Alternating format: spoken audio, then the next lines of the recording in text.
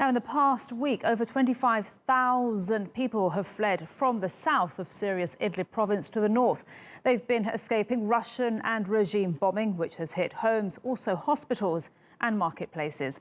A TRT World team has visited a camp for internally displaced people in northern Idlib. My colleague Obaida Hito sent us this report. We're at an IDP camp in northwestern Syria near the town of Sarmada in northern Idlib province. And as you can see, the conditions of this camp are very, very bad. Last night, rain fell here. And as you can see, when it rains, everything turns to mud.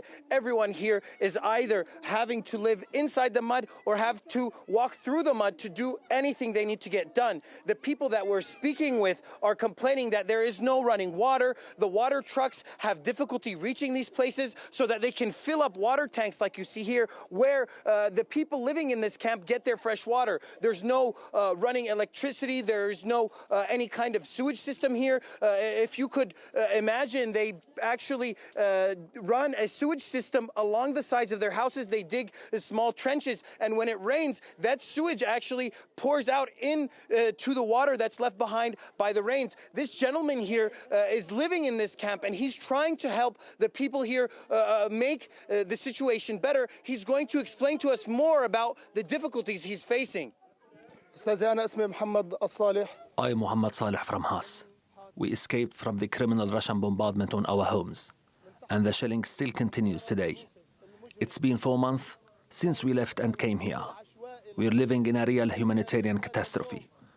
Is it possible that all the humanitarian organizations don't have money to fix the sewage problem we have at the entrance of the camp? Is it reasonable that I still don't have any way to heat my tent? Is it acceptable that in the last 5 months, no one has brought any food baskets to this camp? Aren't we all made from the same flesh and bones? Why are we being treated in this way? How long do we have to live like this? Until our children die from the cold? Can you believe we don't have any heat? Is it because we're Muslims? Go and see the children. They're sitting like this and shivering from the cold. Why is this happening?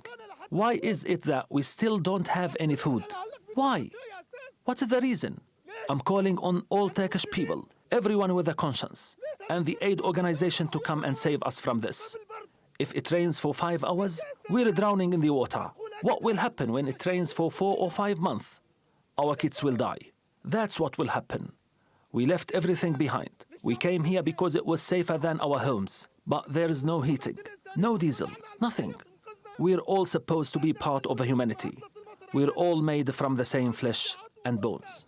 As you can see, the situation here is quite difficult for the people living in these very subhuman conditions. They are very frustrated with the lack of international action to help them better their situation. They're afraid that if the winter conditions get worse, that their children might die in these tents, even though they escaped the bombing of the Russian-backed Assad regime in southern Idlib. They're afraid that they will find their end here in the cold weather and difficult conditions in this IDP camp in northern Syria.